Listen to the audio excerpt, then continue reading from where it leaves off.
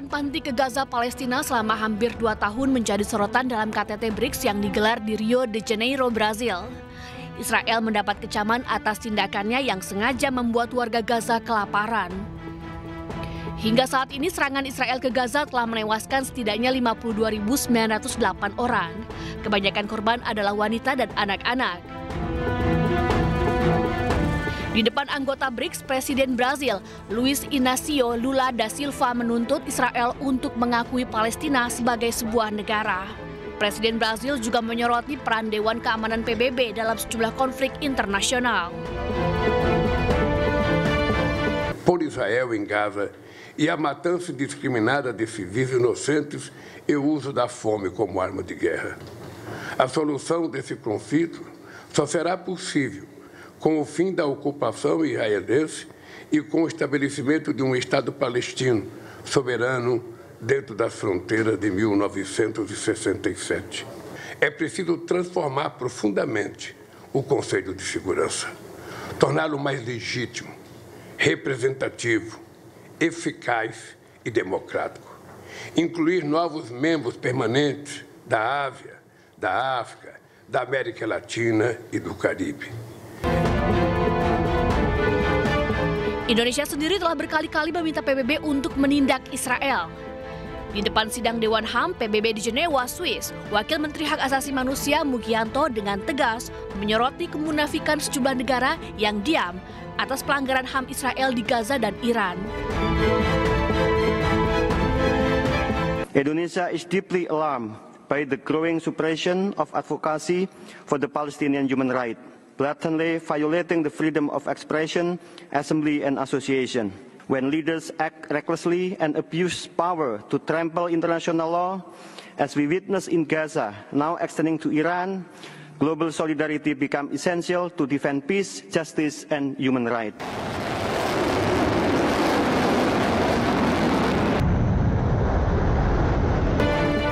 Tak hanya itu, BRICS juga mengutuk serangan Israel ke Iran. BRICS menyebut serangan ini melanggar integritas wilayah. BRICS pun menyoroti intervensi militer pimpinan Amerika Serikat di Timur Tengah, bahkan menyebutnya sebagai sebuah kegagalan.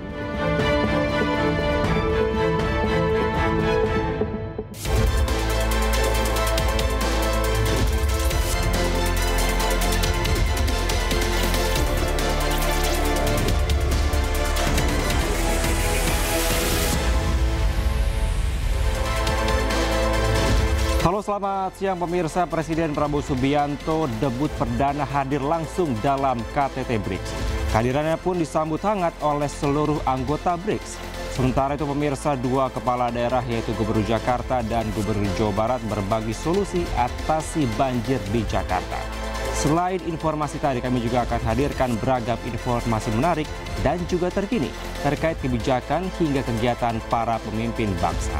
Bersama saya, Kevin Pakan. Inilah Pemimpin Rakyat, Pemimpin Beraksi, Rakyat Awas.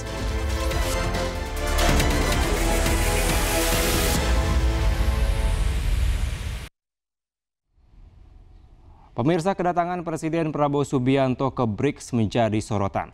Lantaran ini adalah pertama kalinya Indonesia diwakili oleh pemimpin negara setelah resmi bergabung dengan BRICS.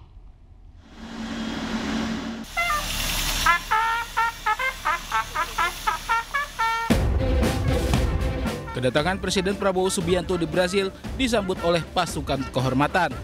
Sambutan ini sebagai bentuk penghormatan terhadap kepala negara yang hadir. Tak hanya itu, pelukan hangat juga diberikan Presiden Brazil, Luiz Inácio Lula da Silva, saat Presiden Prabowo hadiri KTT BRICS. Interaksi antara keduanya pun hangat dan penuh canda tawa. Presiden Prabowo juga turut serta dalam sesi foto bersama seluruh pemimpin dan delegasi negara yang hadir. Presiden Prabowo berdiri di antara Presiden Afrika Selatan, Cyril Ramaphosa, dan putra mahkota Abu Dhabi, Khaled bin Mohammed bin Zayed Al Nahyan. Tak hanya itu, Presiden Lula sebagai Ketua BRICS memberikan ucapan khusus kepada Presiden Prabowo. E quero saudar em especial o presidente Prabowo Subianto, que participa pela primeira vez de uma cúpula dos BRICS como membro pleno. KTT BRICS kali ini dihadiri 30 negara anggota BRICS, negara mitra, undangan khusus, serta ketua organisasi internasional. BRICS adalah forum kerjasama internasional yang awalnya didirikan oleh Brazil, Rusia, India, dan Cina pada tahun 2009. Indonesia resmi menjadi anggota penuh BRICS pada 1 Januari 2025.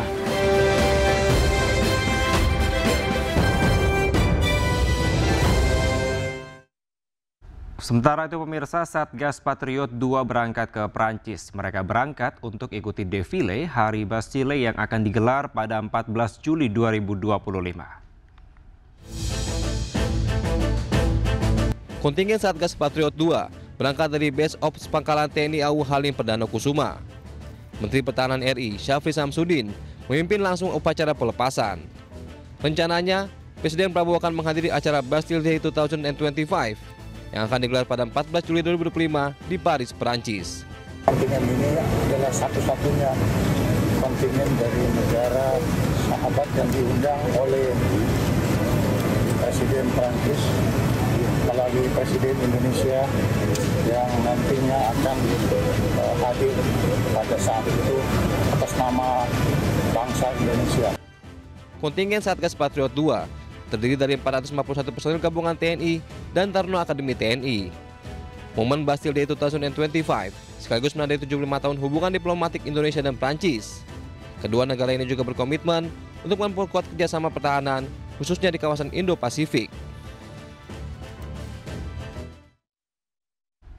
Usai ramai di media sosial, Menteri UMKM Maman Abdurrahman dan juga istrinya klarifikasi tentang kunjungannya ke Eropa.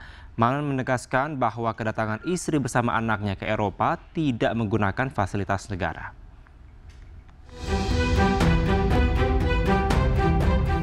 Tina Astari, istri Menteri UMKM Maman Abdurrahman, klarifikasi terkait isu dirinya ke Eropa meminta fasilitas negara. Ia membagikan momen dirinya bersama anaknya saat berada di Eropa. Ia ke Eropa untuk hadiri kegiatan sekolah anaknya.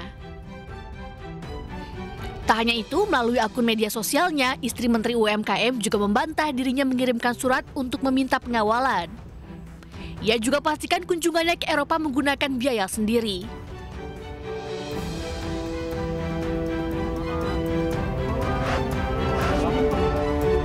Sementara itu, Menteri UMKM Maman Abdurrahman datangi KPK Jumat sore. Kedatangan Maman untuk menyerahkan beberapa dokumen sekaligus mengklarifikasi viralnya surat edaran tentang rencana kunjungan istrinya ke Eropa.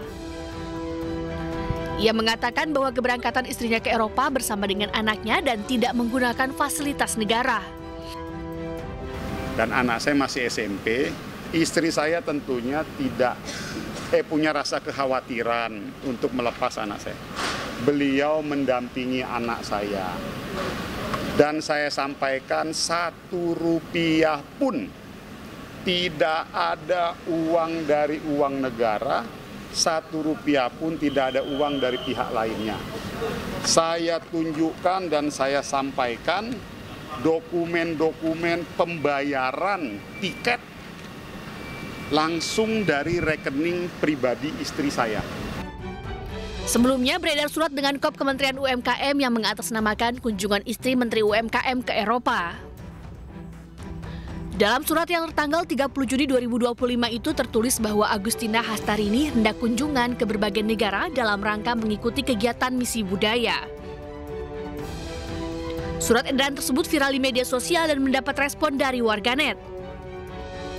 Warganet mempertanyakan kunjungan istri Maman ke Eropa dalam rangka tugas negara atau liburan semata. Tim Liputan iNews melaporkan. Wakil Presiden Gibran Rakabuming Raka mengunjungi posko korban kapal penumpang tenggelam di Pelabuhan Ketapang, Banyuwangi, Jawa Timur. Gibran juga menyempatkan diri meninjau langsung proses pencarian korban.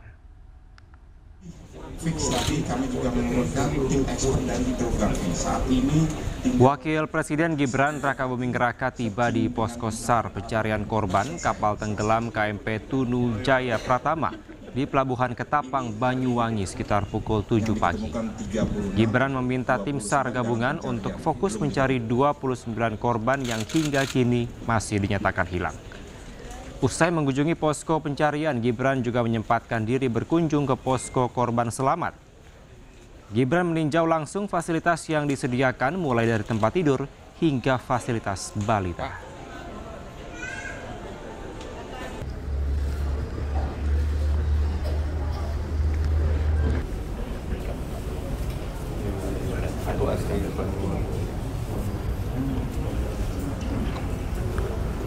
Pemirsa, 2 gubernur bagikan solusi atasi banjir Jakarta.